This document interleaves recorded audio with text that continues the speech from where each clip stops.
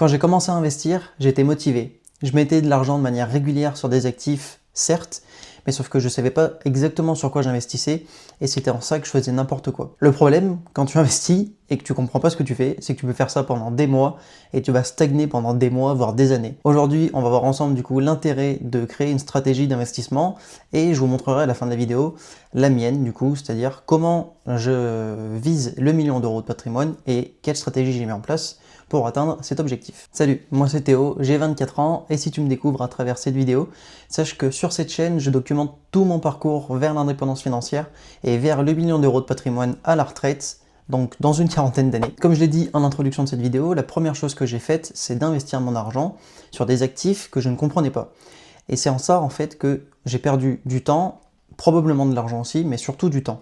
Parce que pendant 6 à 8 mois, j'investissais du coup sur du Bitcoin sans trop savoir ce qu'était le Bitcoin, sans trop savoir ce qu'était la crypto de manière générale. Et en fait, j'avais juste entendu parler du fait que c'était un investissement intéressant parce que la crypto, c'était cool, parce que la crypto, ça pouvait rapporter beaucoup d'argent rapidement. Mais sauf que quand on comprend pas ce qu'on fait, c'est justement comme ça qu'on va dans le mur. Et ça, c'est une erreur classique d'un investisseur débutant, mais c'est pas forcément la pire. Une erreur un peu plus grave, entre guillemets, serait de laisser parler ses émotions. Alors, c'est un truc que j'ai aussi vécu, on est bien d'accord. Malheureusement, quand le Bitcoin a chuté, au moment où j'investissais, alors quand je dis chuter, c'était pas des grosses chutes, hein, j'ai plus les chiffres en tête, mais en tout cas, sache que j'ai fait comme tous ceux qui débutent, j'ai paniqué et j'ai vendu. Donc forcément, j'ai encaissé de la moins-value et j'ai perdu de l'argent. En fait, quand j'ai commencé l'investissement, comme tu peux le voir, j'étais pas structuré. Et comme j'étais pas structuré, eh ben, qu'est-ce qui s'est passé? Je me suis mangé le mur. J'ai perdu de l'argent, j'ai perdu du temps. Alors oui, du coup, j'ai appris de mes erreurs, et c'est quand même l'intérêt de faire des erreurs, c'est de pouvoir apprendre et s'améliorer. Et si je fais cette vidéo aujourd'hui, c'est pour éviter que toi, tu aies ces erreurs à faire, et que au moment où tu te lances, si jamais tu te lances après avoir vu cette vidéo, sache que du coup, ça me soutiendrait, et ça valoriserait beaucoup mon travail, ça me ferait très plaisir que tu puisses me témoigner de ça. Mais surtout, il y a un truc que je veux que tu comprennes, c'est que si tu investis sans stratégie, c'est comme marcher dans une pièce dans le noir. Tu vas marcher, tu vas avancer à tâtons, mais tu vas pas savoir exactement où est la porte de sortie, tu vas pas savoir où tu vas. Et bien là c'est pareil, si tu investis sans stratégie, c'est exactement la même chose. Tu avances, ok, peut-être que tu vas réussir à t'en sortir, mais sauf que tu as quand même beaucoup moins de chances de t'en sortir que si tu avais un plan clair, défini, et une vision sur le long terme, avec, encore une fois, des objectifs intermédiaires pour continuer à maintenir le cap petit à petit. En fait, une stratégie d'investissement, c'est quoi? C'est combien tu es prêt à investir, donc ta capacité d'épargne, dans quoi tu es prêt à investir, dans quoi est-ce que tu crois, dans quoi est-ce que tu es informé, parce que encore une fois, si tu investis sans croire dans l'actif dans lequel tu investis, ça ne vaut pas le coup. Si tu investis sans savoir dans quoi tu investis, ça ne vaut pas le coup non plus. Et une fois que tu as ces deux choses-là, tu as ton pourquoi. Et ton pourquoi, je te renvoie à la vidéo juste ici sur les erreurs que j'ai faites en commençant à investir. Ton pourquoi, en fait, c'est ce qui va t'aider à tenir sur le long terme, c'est ce qui va te fixer des objectifs. Et ça va être justement le plan précis de ta stratégie d'investissement, c'est ton pourquoi. Pourquoi tu fais ça? Est-ce que c'est parce que tu veux profiter de ta retraite? Est-ce que c'est parce que tu veux financer les études de tes enfants? Est-ce que c'est parce que tu veux laisser du patrimoine à tes enfants? C'est ça, c'est ton pourquoi, c'est ton objectif. Aujourd'hui, je vais être très clair. Moi, dans 40 ans, je vise 1 million d'euros de patrimoine net. Ça comprend la bourse, la crypto, les livrets d'épargne, l'immobilier. Tout ça, ça doit représenter à peu près 1 million d'euros. Enfin, même pas à peu près. Ça doit représenter 1 million d'euros à ma retraite. Donc, dans une quarantaine d'années. Oui, j'ai le temps. Mais si je commence pas maintenant, il y a des chances que je n'atteigne pas mon objectif. En plus de cet objectif final du million d'euros, j'ai un objectif intermédiaire. La vidéo de la semaine prochaine, d'ailleurs, en traitera. C'est 100 000 euros de patrimoine net d'ici 5 ans. Et je te montrerai du coup la semaine prochaine comment je vise mes 100 000 euros de patrimoine d'ici 5 ans, en 2031, du coup l'année de mes 30 ans. C'est pour ça, c'est un petit peu symbolique.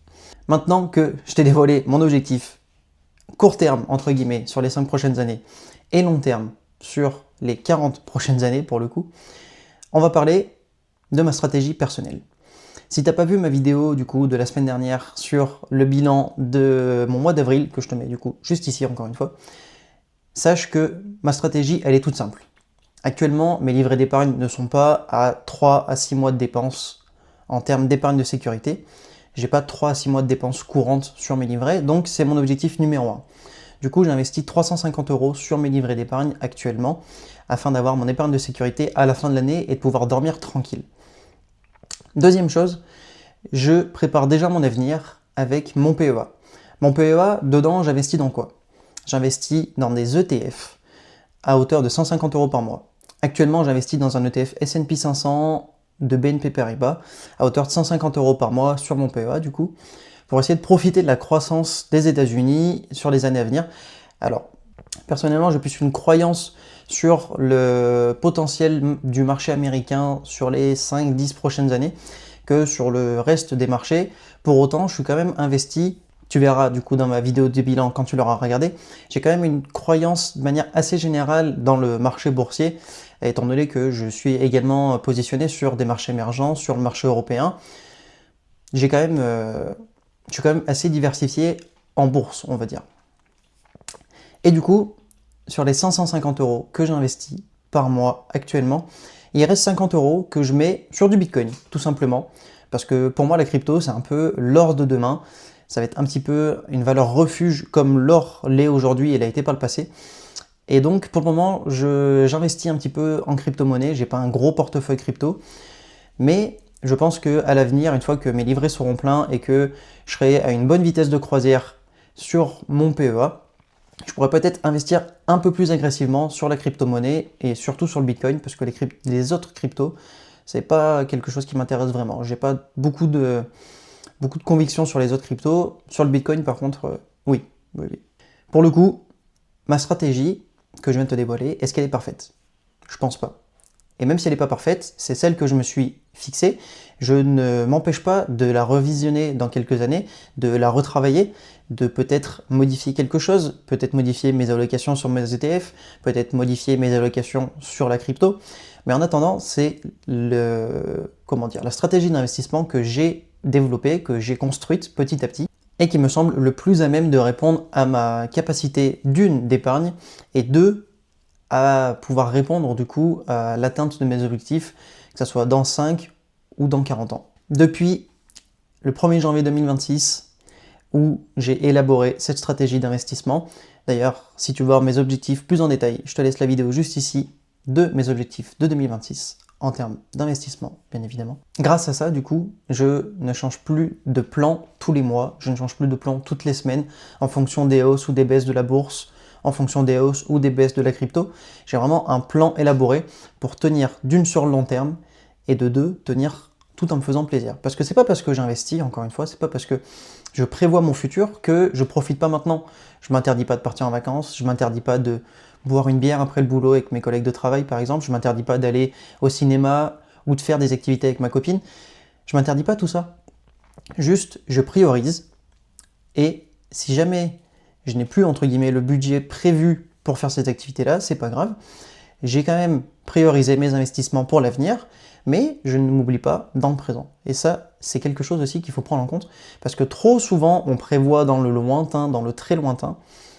Avec les investissements en bourse, par exemple, c'est vrai qu'il faut toujours prévoir long terme, mais du coup, on s'oublie un petit peu, et on oublie un petit peu de profiter de la vie maintenant. On arrive à la fin de cette vidéo, donc si tu veux suivre l'évolution de mon patrimoine, n'hésite pas à t'abonner, parce qu'ici, encore une fois, je documente tout mon parcours vers le million d'euros et vers l'indépendance financière. D'ailleurs, dans la prochaine vidéo de la semaine prochaine, encore une fois, je te le dis, je te dévoilerai mon plan pour les 5 prochaines années, comment je prévois les 5 prochaines années d'investissement afin d'atteindre les 100 000 € d'objectifs intermédiaires que je me suis fixé. Je te laisse du coup avec ma vidéo de la semaine dernière où je te montre juste ici mes bilans de mes investissements au mois d'avril 2024. Et juste ici, tu peux t'abonner. On est déjà 55 au moment où je tourne la vidéo. C'est énorme. Et si tu veux m'aider à atteindre un autre objectif, celui des 100 abonnés avant les 6 mois de la chaîne, alors clique vraiment là. C'était Théo, je te dis à la prochaine. Ciao!